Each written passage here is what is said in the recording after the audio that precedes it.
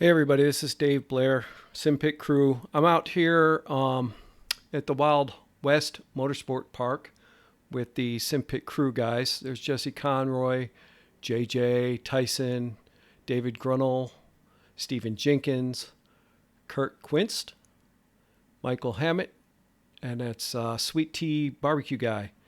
Lonnie Jameson, Brandon, or Braden. I'm not sure. Mike Long, me, Dave Blair, Billy Strange is here, Sean Cole's here, Doug Hawley, David Clymer, and Phil Scrutton, Wasted White Boy. Okay, so basically this was the truck race that we had, and this is, I'm just going to play this in the background.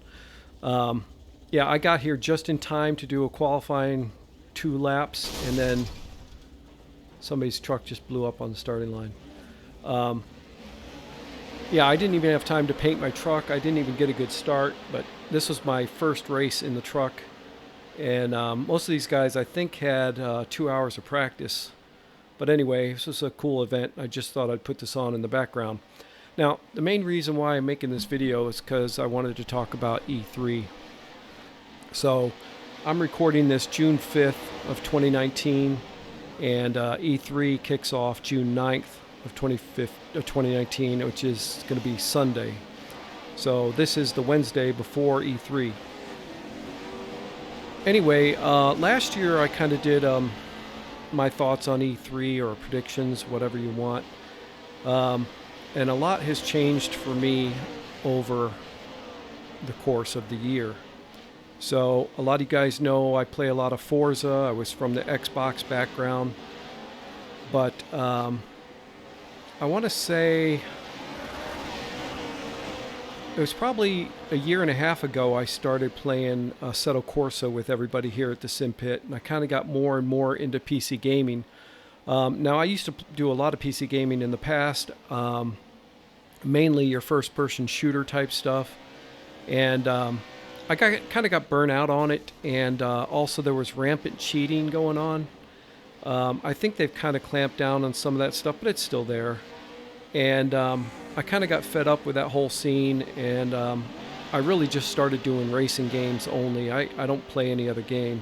I picked up Red Dead Redemption 2. I might have put 30 hours into it. I enjoy that game, but I don't have time for it. I just mainly focus on racing games. So if you've seen any of my videos, obviously I'm into iRacing now. I still play Assetto Corsa. I try to knock out a season in SRS every 6 weeks. I start a new season, and also I do a season in Race Room. And on top of that, I also do the Simpit events when they have them. Which also, if you're not part of the Simpit Crew, there's links for the Discord channel you can join with Sean Cole and this fabulous group we have out here. Anyway, yeah, so I've been mainly focused on racing games, and for anybody that has a force feedback steering wheel, you completely understand, you get it. It's like once you feel it and you start racing with it, that's all you want to do. And then another thing that happened to me was, I think it was September or October of 2018, I bought my first VR headset. And it was a Windows mixed reality headset. It's the Samsung Odyssey. And at first, I mean, it took me a little while to get used to it, but the more and more I used it, it's all I want to do. I just want to race in VR now. I do all my iRacing in VR. I do all my Assetto Corsa in VR. I do all my Race Room in VR. And again, I race the series in the SRS sim racing system. So again, and I've been dabbling with the new Assetto Corsa Competizione, which I hate that name, so we'll just call it ACC. Been trying to get the VR working in there. It's still a little janky, but you know, hopefully they'll figure it out and get it working right. But anyway, so this takes me back into what I wanted to talk about for E3. Now, for 2018, I kind of made the prediction of, I mean, these were like far out predictions. But it seemed obvious to me that if Windows had set down, or Microsoft had set down these parameters, and there were 4 different companies that built the Windows mixed reality headsets. Lenovo, Acer, Samsung, and HP. And now they're coming out with new headsets too. So it just seems funny that PlayStation, where their PlayStation VR, and you have Microsoft that had people go out and make these mixed reality headsets, and they really haven't done anything with them yet. So I'm going to go out on a limb here and say that they will be bringing VR to Xbox at some point. Now, the other interesting thing that's going on with Xbox or Microsoft is they're starting to bring games to Steam. So, I've been on Steam lately, and they have a storefront there for Halo Master Chief Collection, which is just a placeholder right now. So I imagine they're going to release that probably at this E3. And again, in 2018, I kind of made the prediction too, and this was a far out one, that Microsoft would bring their games to the Steam store because it's a much better store than Microsoft could pull off with the Windows game store.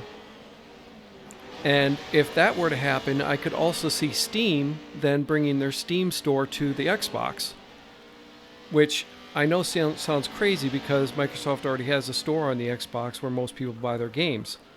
But I still think that Steam is looking for a way to get their computer games into the living room. And they tried to do that Steam box, and that really didn't take off, but it was no skin off their nose because they actually had other companies develop these Steam boxes, and just they never took off.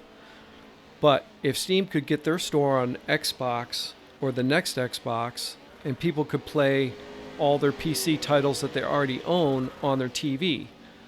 Now, again, I don't play many games outside of racing games, but I do have the Xbox Game Pass, which I mainly got for my son, but there was a game on there,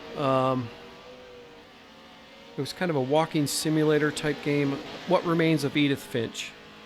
And that was included in the Game Pass, and that was a game that I would not buy, but I was looking for something to play one time, and I just wanted to kick back in my chair and put my feet up, and have a gamepad, and I ended up playing that game, and it was pretty good.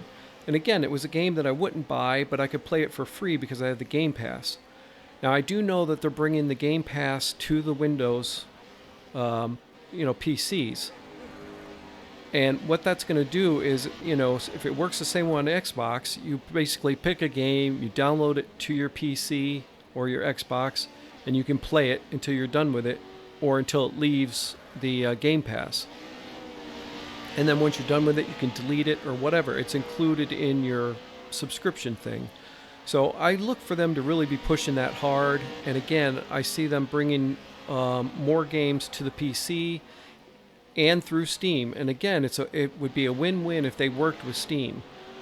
Microsoft has kind of ignored the PC crowd, and I think they're really trying to change that around or make amends for it.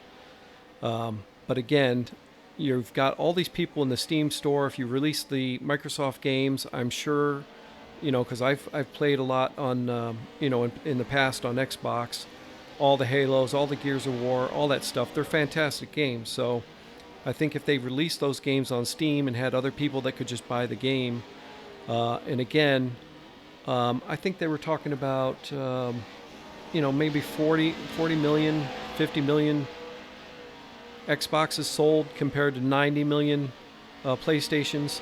But again, it's not really the console, because Microsoft and Sony don't make money on the consoles. They make it on the games. And I don't believe their focus is on selling consoles. Their focus is on, getting this Game Pass thing out there and getting everybody on a subscription model. That's what they're looking to do. So if they have to give up their games and put them on Steam, and again, Steam could benefit by putting the Steam store, or allowing people to already have Steam to have access to all their computer games on the Xbox, because there's a lot of games you just want to play in your recliner in front of your TV with a gamepad. And again, that What Remains of Edith Finch was a good example. Now, would I play a shooter with it, a serious military sim like, I don't know, Call of Duty or Battlefield with? No, I'd want the mouse and keyboard because that's the way. I mean, when I was playing Counter Strike all those years ago, that's kind of, it just wasn't done on a gamepad. But there's many times that I don't want to just sit at my desk with my mouse and the keyboard on a monitor, and I'd rather kick back. So I just see it as a win-win. And again, because Microsoft had asked these companies or put down the, I don't know, the form factor, I don't know what exactly you call it, for the Windows mixed reality headsets, and those companies made them, and it doesn't seem like they got much support. But I believe the support will be coming. I think VR will come to the Xbox.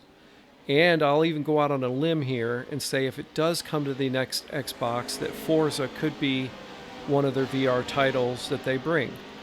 And one of the other things that's I think lacking on the PC is a true combat flight simulator.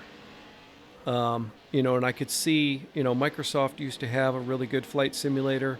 They really haven't done anything with that in a while. But if they were to come out with a new flight simulator title or a combat flight simulator, it would be fantastic.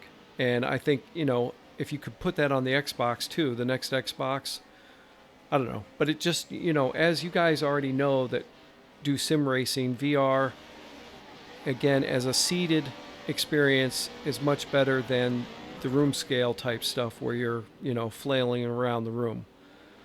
But you have a good headset, VR, in a, force feedback steering wheel or a flight simulator type thing, or even, the Mech Assault. I don't know if they bring that back with VR or not, but those type of experiences I think would be really good and would really sell.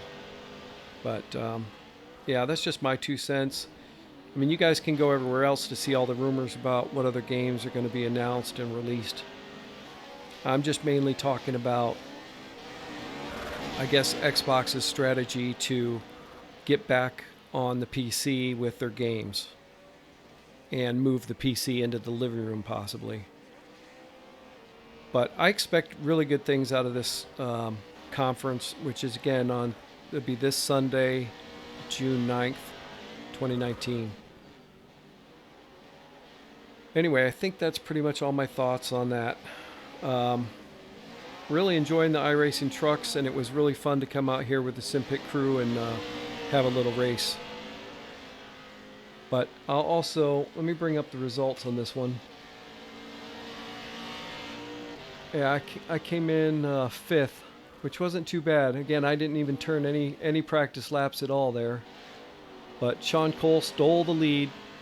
No, he did a good job. I think he started from the pit, though. And Stephen Jenkins, Jesse Conroy coming in 3rd, David Clymer in 4th. Ooh, Phil Scrutton right behind me. Lonnie, David Grunnell, Billy Strange, Doug Hawley, Tyson, JJ, Michael, Braden, Mike Long, and Kurt. 16. But yeah, a lot of fun. All right, guys, thanks for watching.